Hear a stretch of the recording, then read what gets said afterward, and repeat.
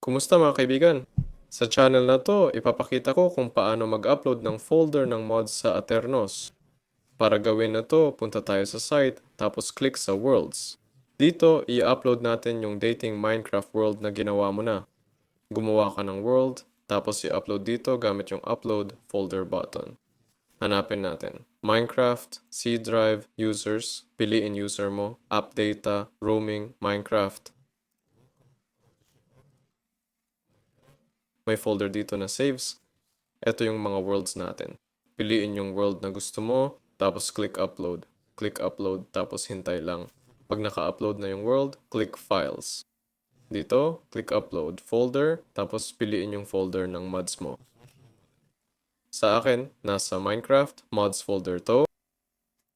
Ayun, tapos click upload. Wala akong files dito, pero kung meron kayo, yun yung mods nyo. Ayun, tapos pwede mo nang i-launch yung world. Ako si? Sige, paalam.